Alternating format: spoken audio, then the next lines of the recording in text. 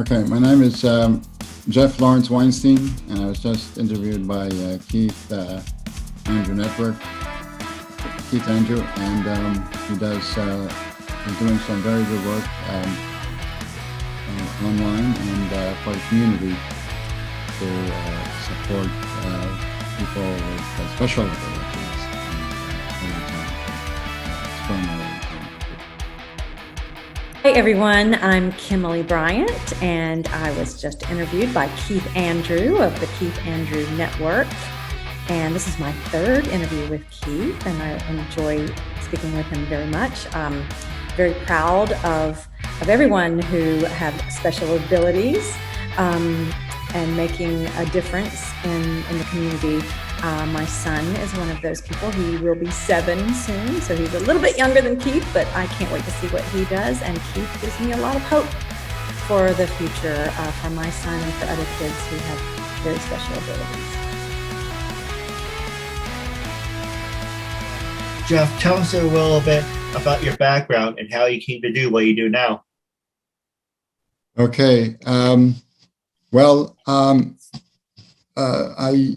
I worked in a wide variety of types of businesses, and before I was doing this, before I was doing this, I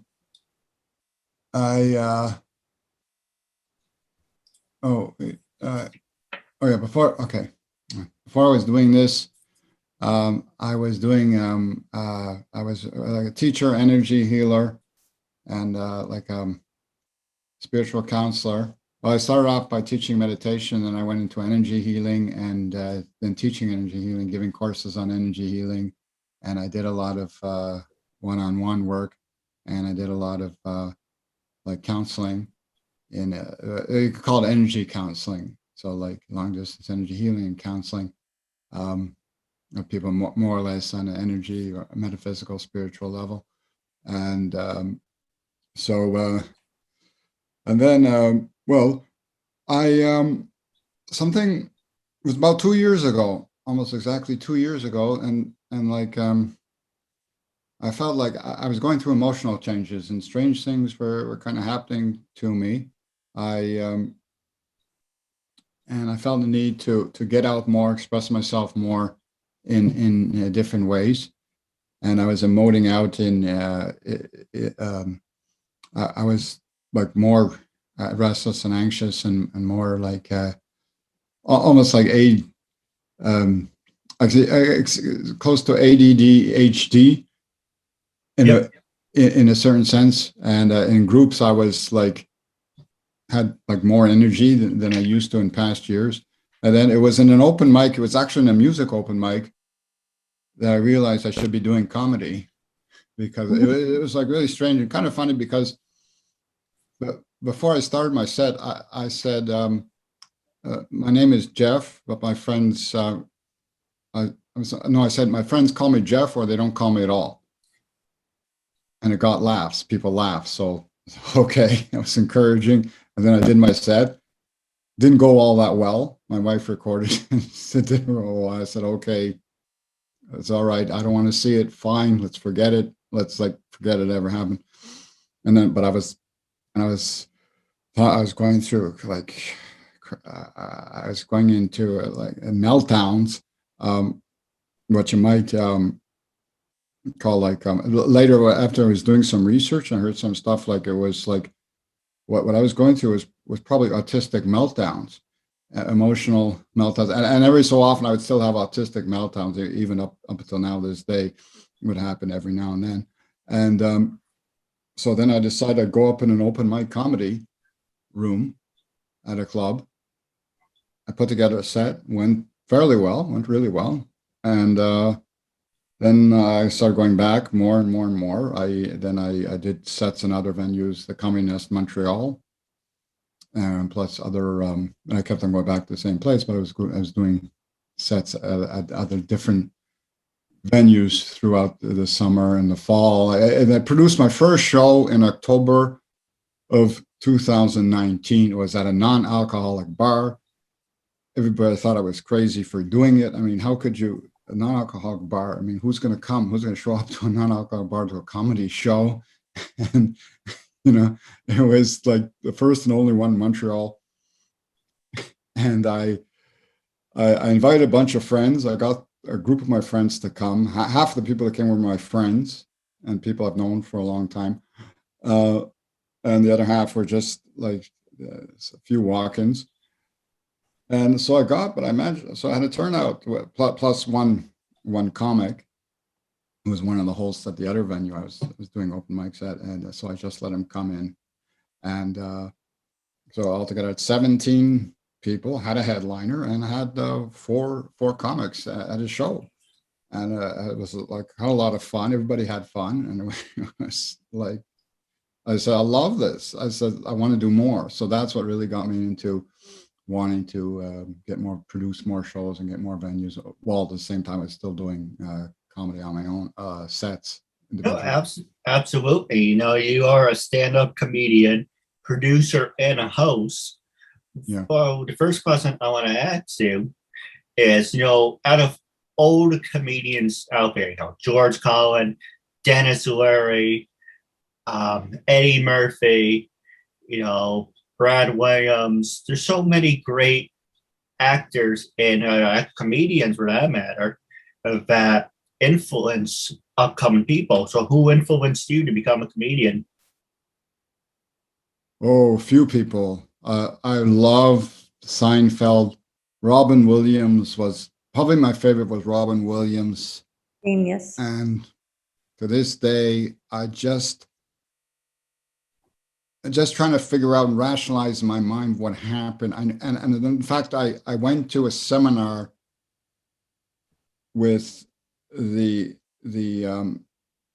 real life Patch Adams, who worked with him. He lived with him, and he told us that he was going through a very deep depression. He was really sick at the time before he took his life, and he was.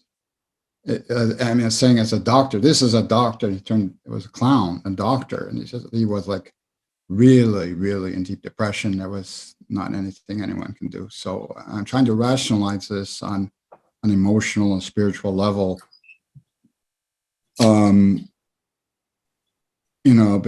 Because I understand a lot of comedians, and when you have that, the people, celebrities, when they attain so much fame, it's like something happens to their mind, and not everyone can handle it. Different drug overdoses or addictions, and all different things, DUIs and stuff like that happens. I know, but he had a great career, and he was only 63, and that's it. Took my life. We even had and in fact, one of the clients who we saw, we went to their house, and even like the father of this girl I was doing energy work on, he was like, what happened? Like he was so bummed out that he seemed to be like so bummed out that Robin Williams took his own life. So the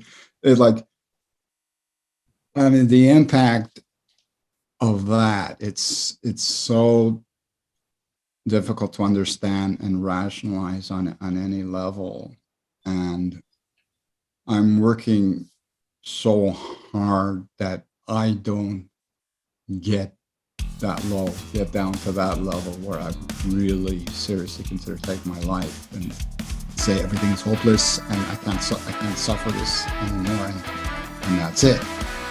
No, I agree. So we're gonna take a quick muscle break, and when we come back, I'm gonna pass the show over to Kim. Hi, it's Mimi Chen. Hi, my name is Ellen George. I'm Shauna Todd. Hey guys, I'm Anastasia Edwards. Hi, this is Jackie Nunez. Hi, I'm Millie Rose Fair. Hey guys, I'm Alexandria Denise, and you're watching Keith Andrew's show. He's doing a terrific job. Make sure you like and subscribe, and stay tuned for more awesome. All right, so welcome back to the Keith Andrew Network. It is episode 794. That's it, 794. We are on the road at 800. We're only 5 episodes away. Now, with that being said, the phone is brought to you by HB Gibson of the X Zone. Get in the zone, kind of like AutoZone. So get into the zone. And also, it's brought to you by Life of a Fighter. Make sure if you're into fitness, you have to be life of a fighter. So that being said, I'm going to pass it over to our beautiful guest. You've been on our show not once, but twice. Thank you for being on for number 3. And after the first 2 times, I want to know, and for our viewers, what makes you keep coming back? Passing it over to you. You're talking to me now, Kimilee. Well, you know, I think you're doing a great thing here, and I enjoy your questions, your interviews. I'm interested in your process and in your what you're doing. You give me hope for my young son and his disabilities and what he might become. So anytime I can do anything to spotlight or help someone with disabilities, if it's in my my ability to do so, then I'm all for it. And I don't think I've talked to you during this whole past year of the craziness that we've gone through. So it's interesting to see how you have thrived during this lockdown and social distancing and all of that. No, for first question, I getting tongue-tied. That's why I needed my coffee. So, but your son's more than welcome to be on the show if he's interested. And also, to answer your question, my dad's climbing up the walls because my dad's used to going out, having a routine. For me, I have, my talk show. I'm always on the computer, so I'm always busy. So I make a joke. My dad's like, go get a hobby. Why don't you write your book or something? Because he's saying, I can't wait to get out. I feel like climbing up the walls. And my dad's a teaser, former teaser in New York City, a great teaser, one of the famous teasers in New York City. He was actually, on subject, tell you about my dad. He was on the float with Mayor Giuliani before he lost his mind. With Mayor Giuliani and John Glenn. He wrote down Canyon Heroes. My dad had Wesley Snipes in his class. He worked with Tony Bennett's wife. Actually met Tony Bennett. Actually had pizza with Al Pacino. Around the corner from his school, that's where J-Lo went to school. Oh, so, okay, that's what I was going to ask, because, I lived in New York for 25 years, and I was going to ask what school, because I lived up not too far from there. I lived on 212th Street in Inwood when I first was, and I was in school there, but it was graduate school. So that's probably not too far from where he was teaching. I guess he was in the Bronx. Yes. Well, out of respect to my dad, I won't say the name of the school, but we can talk about it off the air. But it was in the South Bronx. And he met so many great people, as I mentioned. And he did so amazing things, but this is my dad's story. This is not my story, but he is an inspiration of mine. He thinks I'm a pain in the ass, and maybe I am, but I use him for an inspiration. I try to be just like him. But, for me, I keep saying, get a hobby. For me, I found something I enjoy, doing my talk show, meeting new people. So for me, not worrying about going out and meeting people and working.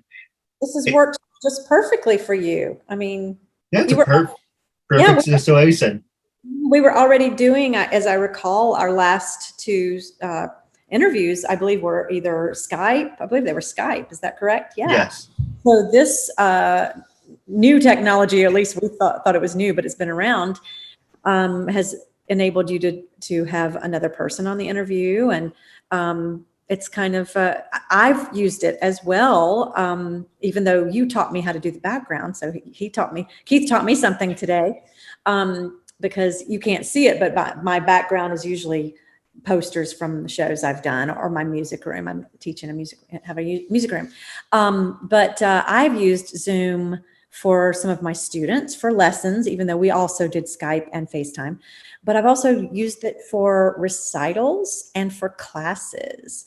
So we just pivoted as soon as they told us to stay home. We just all of us, actors kind of know what to do as far as that goes. We're so used to improving, and I know the gentleman that's joining us today understands that with stand-up. I mean, my goodness, that requires a lot of improv too, because you're dealing with, who knows, hecklers or whatever.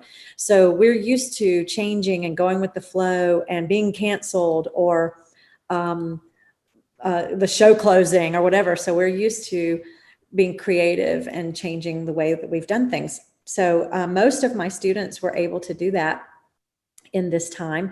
And even though I haven't been able to be on stage, now see, that's where I am. I'm like your dad in that way, because I am used to going a lot of places. Even though I mostly teach from home, I'm used to going to perform. So we had to cancel a good many of my performances. I'm used to going to see performances. So that has been really hard for me and for all actors and any musician, but we have also pivoted to doing things online. So I actually did a reading of a new play, and I just had the best time still being able to collaborate via Zoom. I mean, we would actually connect, and we had the script right off to the side of our computer, so it doesn't look like you're looking down at the script. And we were able to present this reading of a new play, and it was a great experience. And it was just so strange, because when we would take a little break, say there was an intermission or I was supposed to be off stage, I'm going to do it for you now. I would just go stop my video like that. Right. So I would be off, where I would be exited the stage with video, and I would also mute. So I could, if I needed to run to my own restroom, or go check on my son. So it was really interesting that way. I still could, take care of him and didn't have to have a babysitter to do this reading. So that was fun and a different way to do things. But I really miss live theater. I really miss seeing it. I miss doing it. And I miss, being in the same room with people. This has been interesting and fun, and we've learned a lot, but I got my vaccine yesterday. I'm got a sore arm. Oh, first one or second? First one. I'm still waiting on mine. So hopefully, there are opening in Orange County a max vaccine.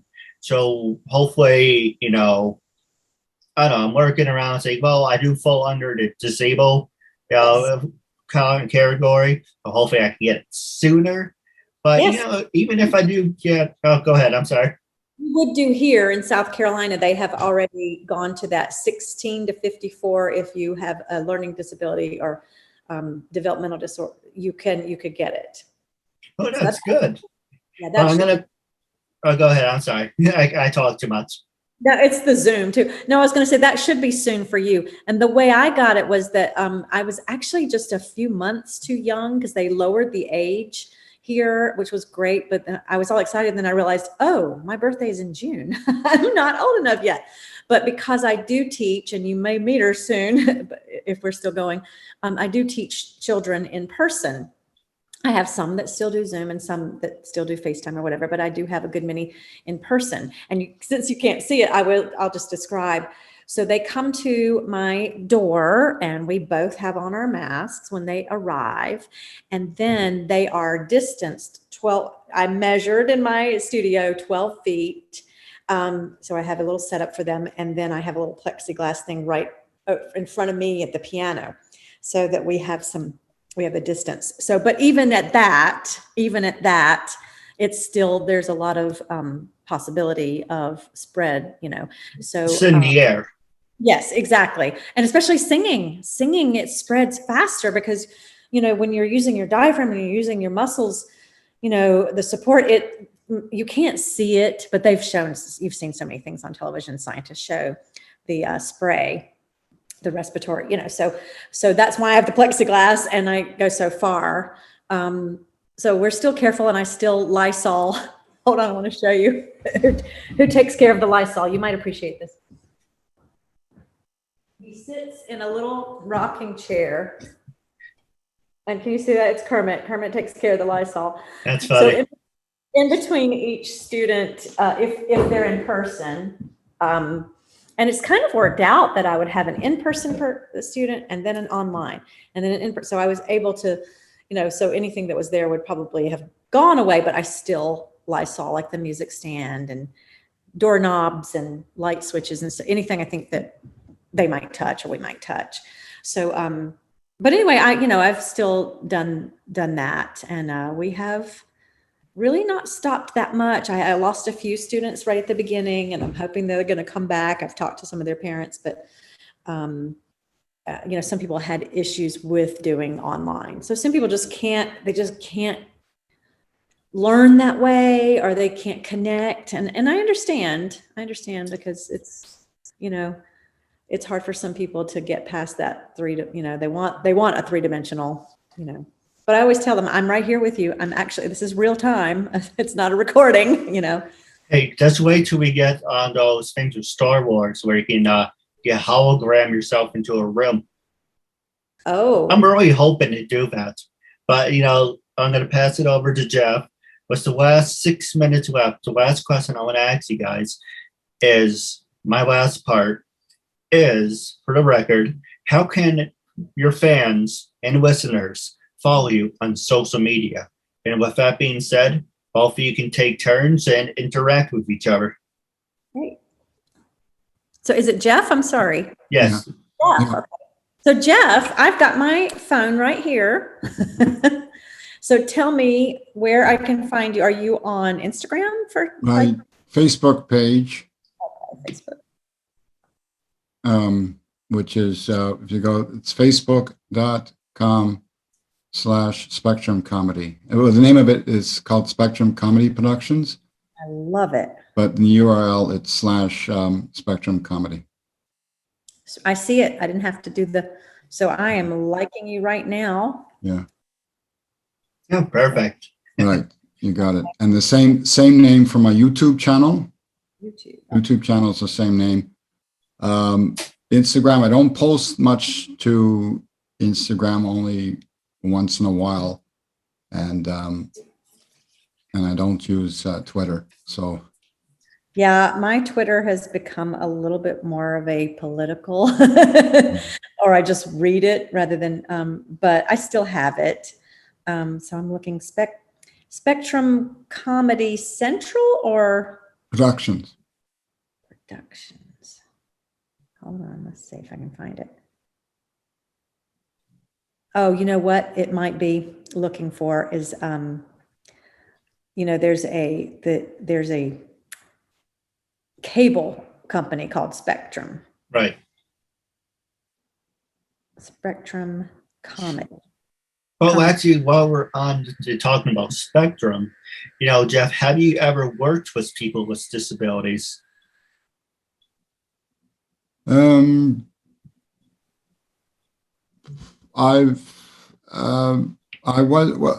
was going back,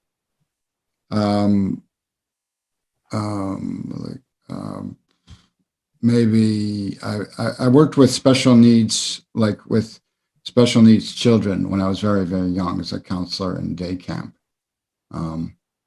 Adults, no, not really. I can't say that I work with them, but yeah. Well, it pleases me to be the first. Yeah.